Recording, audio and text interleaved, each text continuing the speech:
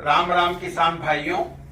आज अब्दुल हादी साहब के बुखरिया स्थित गांव में हम आपको एक रहस्यमय कहानी से अवगत कराना चाहते हैं।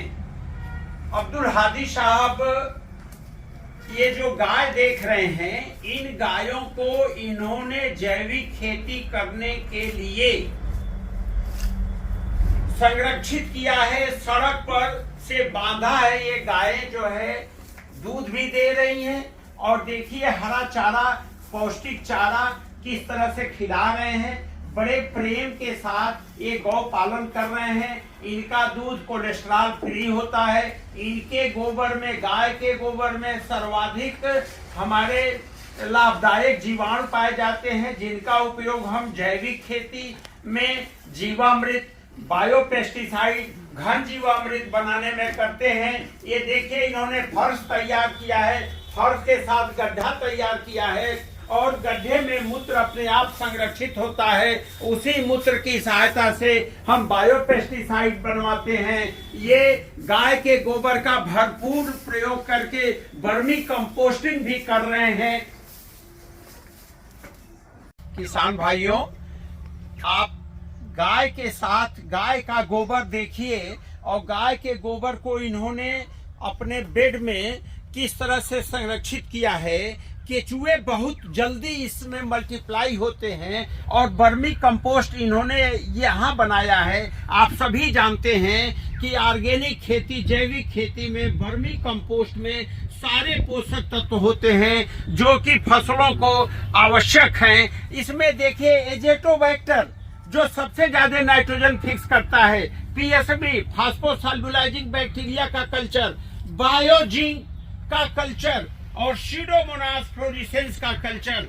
इस तरह से आप इनके खेत पर जो एक आदर्श किसान है, यह इसीलिए उत्तर प्रदेश के सबसे प्रगतिशील किसान माने जाते हैं क्योंकि ये ट्राइकोडर्मा विल्डी जो दशकलिया विश्वास शुगर फैक्ट्री के द्वारा डॉक्टर रामकुशल सिंह सलाहकार सभी किसानों को प्रशिक्षित करके और उनसे निवेदन करते हैं कि आप ट्राइकोडर्मा विल्डी का प्रयोग करें, सीडोमोनास फ्लोरिसेंस का अपने भूमि उपचार में प्रयोग करें, बायोजिंक कल्चर डालें, पीएसबी फास्फोसॉल्युलाइजिंग बैक्टीरिया, और ये सभी गाय के उत्पादों से ही संभव है, जिसका प्रयोग अब्दुल हादी जी के माध्यम से हमारे अन्य किसान करें। किसान भाई, आप सभी लोगों को जैविक खेती के माध्यम से कैसे खेती करनी है और विशेष रूप से दलहनी फसलों की खेती क्यों आवश्यक है।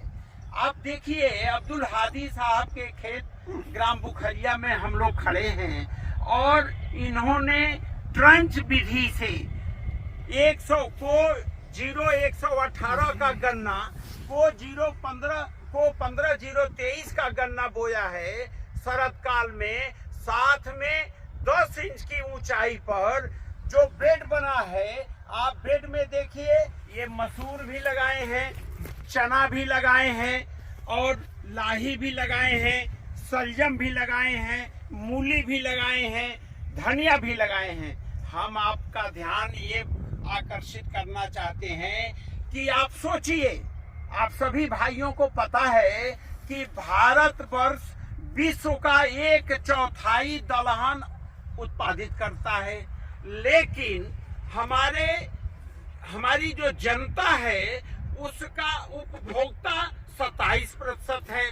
तो विश्व का अग्रणी उत्पादक दलहनी फसलों का होने के बावजूद हमारे देश में 14% दालें आयातित की जाती हैं।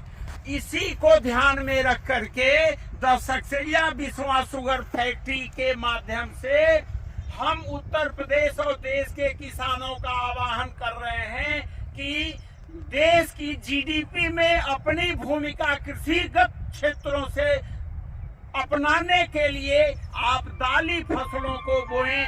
विशेष रूप से गन्ने के साथ ट्रंच प्लांटिंग करें और ट्रंच प्लांटिंग में को 0118 15 023 के साथ आप मसूर लें, आप चना लें, आप मटर लें, जैसा कि अब्दुल हादी साहब ने लिया है।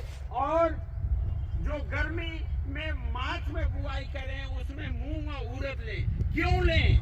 आप सभी जानते हैं कि जो राइजोबियम है, जो मिट्टी में दलहनी फसलों की जड़ों में राइजोबियम बैक्टीरिया होती है, वह राइजोबियम बैक्टीरिया दलहनी फसलों के साथ मिट्टी को खा करके और कार्बन नाइट्रोजन के स्तर में वृद्धि करती है। तो इस प्रकार से जो किसान भाई हमेशा फसल पर फसल ले रहे हैं, फसल चक्र नहीं अपना रहे हैं, उनके भी मिट्टी में कार्बन और नाइट्रोजन का स्तर बढ़ेगा। इसलिए आप एक तरफ अपना फायदा करके अपनी मृदा को संरक्षित करेंगे और दलहनी फसलें पर्यावरण को सुरक्षित रखती हैं, साथ में कार्बन नाइट्रोजन के स्तर बढ़ाने के अतिरिक्त जो खरपतवार है उसको नियंत्रित करती हैं। आप देखिए अब्दुल हादी साहब के खेत में खरपतवार नाम मात्र का है।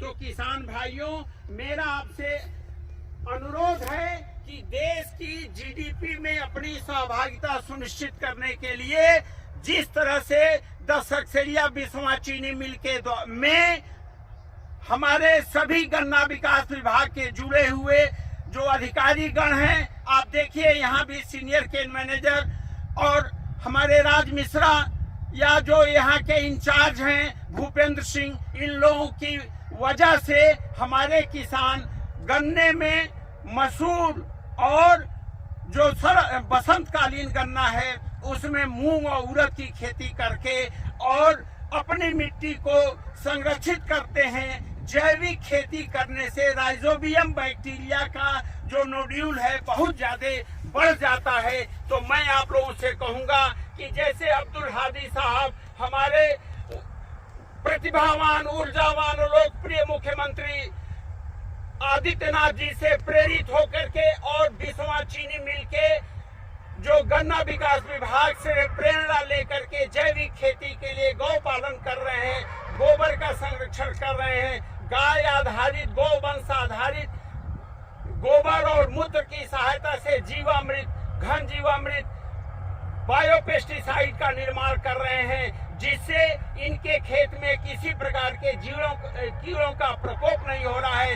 इनकी तुलना में आप देखिए इनका चना, आप जानते हैं कि दाली फसलों में नमी ज्यादा होने पर बहुत नुकसान होता है और उकठा रोग का प्रकोप हो जाता है, लेकिन इन्होंने जीवामृत का उपयोग करके चना को किस तरह से, आप देखिए चना देखिए, मटर की फूल देखिए, मटर की फली देखिए और आपका ये देखिए इन्होंने जो धनिया लिया है, धनिया में फुटाव देखिए, धनिया को आप सूंघेंगे तो बहुत ही अच्छा एरोमेटिक इसमें लाएगी। साथ में आप देखिए कि इनका जो मूली है और मूली के मतलब प्रति इकाई क्षेत्रफल में सर्वाधिक फायदा लेने के लिए अब्दुल हादी साहब ने, देखिए मूली ये जैविक मूली है, इसको खाएंगे तो इसमें एल्केलॉइड की मात्रा बहुतायत में मिलेगी।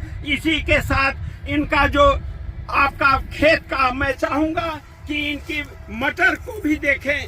आपके देखिए ये मटर है, इसमें कहीं किसी प्रकार का आपको रोग नहीं दिख रहा है और मटर में इतनी फली आएगी जिसकी कल्पना नहीं करेंगे। दाने जो होंगे उनमें मिठास होगा। तो किसान भाइयों, अब्दुल हादी साहब के इन प्रयासों को आप भी अपनाएं और 10 सक्सेरिया बिस्वा चीनी मिल के द्वारा जो नित नए नए आयाम किसानों को दिखाए जा रहे हैं, उसकी प्रशिक्षण दिया जा रहा है। डॉक्टर रामकुशल सिंह के YouTube चैनल को आप सब्सक्राइब करके सारी गतिविधियों का फायदा उठा सकते हैं। जय हिंद।